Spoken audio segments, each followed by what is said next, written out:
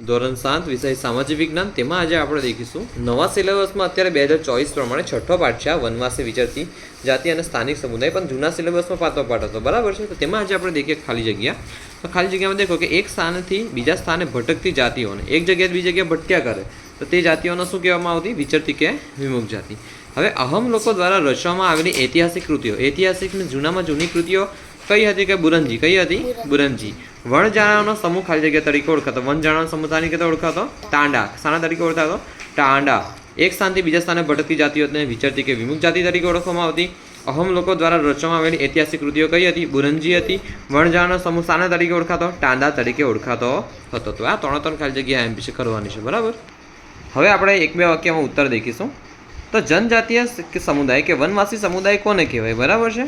તો દેખ, સદીઓથી મોટા શહેરો અને ગ્રામ્ય વિસ્તારથી દૂર, મોટા શહેરો તેમજ ગ્રામ્ય વિસ્તારથી પણ દૂર પોતાની સંસ્કૃતિ અને આગવી ઓળખ, મીન્સ કે અલગ જ ઓળખ, પોતાની સંસ્કૃતિ કે અલગ જ અથવા આગવી ઓળખ ધરાવતા સમુદાયને જનજાતીય સમુદાય કે વનવાસી સમુદાય કહેવાય. ફરીથી કહું છું, સદીઓથી મોટા શહેરો અને ગ્રામ્ય વિસ્તારોથી દૂર પોતાની સંસ્કૃતિ અને આગવી ઓળખ, મીન્સ અલગ જ ઓળખ ધરાવતા સમુદાયને જનજાતીય સમુદાય કે વનવાસી સમુદાય કહેવાય.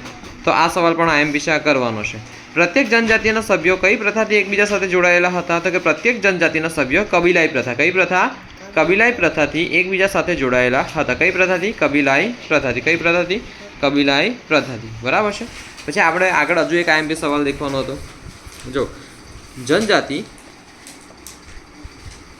જનજાતિઓના જીવન પર સૌથી વધુ અસર કરતા પરિબળો કયા હતા? તો કે સૌથી વધુ અસર કરતા પરિબળો જંગલ અને પ્રકૃતિના. જનજાતિઓના જીવન પર સૌથી વધુ અસર કરતા પરિબળો જંગલ અને પ્રકૃતિ. કયા હતા? જંગલ અને પ્રકૃતિ. જંગલ અને પ્રકૃતિ, બરાબર. જનજાતિના લોકો કઈ રીતે પોતાનું જીવન પસાર કરતા હતા? તો શિકારી કરીને, સંગ્રહખોર કરીને, પશુ પાળીને, તેમજ ઓછા વત્તે અંશે ખેતી દ્વારા પોતાનું જીવન પસાર કરતા હતા. હવે આઈએમપી સવાલ કયો છે? તૈયારી કે જનજાતિના મકાનો શાના બનેલા હતા? કે મકાનો સંસાધન, પ્રાકૃતિક સંસાધનો એટલે કુદરતની વસ્તુથી બનેલા હતા. લાકડા છે, છાણ છે, ને બધું ઉપયોગ કરીને, બરાબર છે.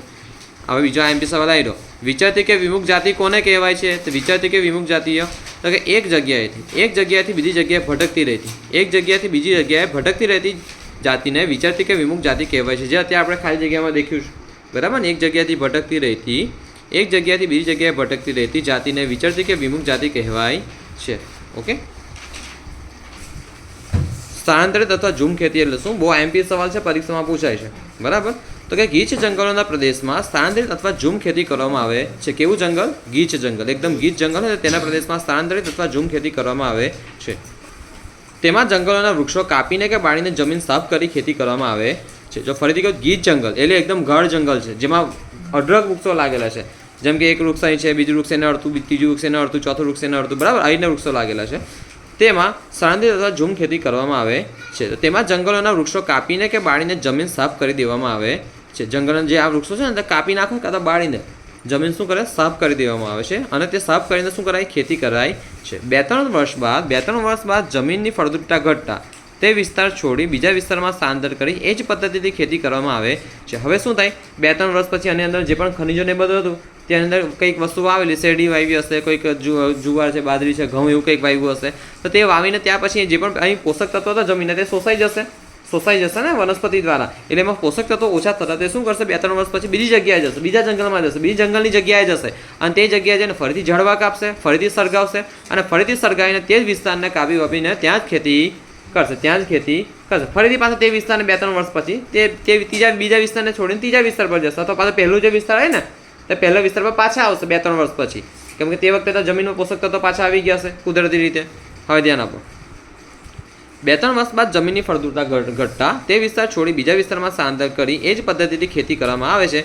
અને આ પદ્ધતિને સ્થળાંતરિત કે ઝૂમ ખેતી કહેવાય છે. અહીં મોટાભાગે ધાન્ય પાકો, અનાજ છે ને, ઘઉં છે, બાજરી છે, જુવાર છે, વગેરે ધાન્ય પાકો અને શાકભાજીની ખેતી થાય છે. અને આ ખેતીમાં હેક્ટર દીઠ ઉત્પાદન કેવું થાય છે? ઓછું થાય છે. એટલે એટલું બધું ઉત્પાદન થતું નથી. તો સ્થળાંતરિત અથવા ઝૂમ ખેતી પણ તમારે મોડે કરવાની છે, બરાબર. આ આઈએમપી સવાલ છે, આ ખાસો આઈએમપી સવાલ છે, બરાબર. હવે આપણે આગળ દેખીશું રાણી દુર્ગાવતી.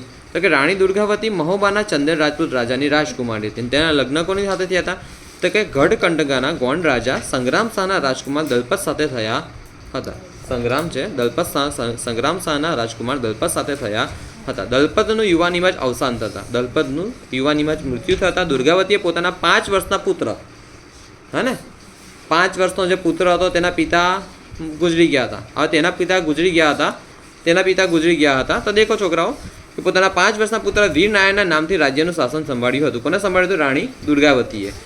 ઈસવીસન 1565માં આસિફ ખાનના સેનાપતિ પદે મુગલ સૈન્ય ગોંડ રાજ્ય પર હુમલો કર્યો હતો. શું કર્યો હતો? હુમલો કર્યો હતો.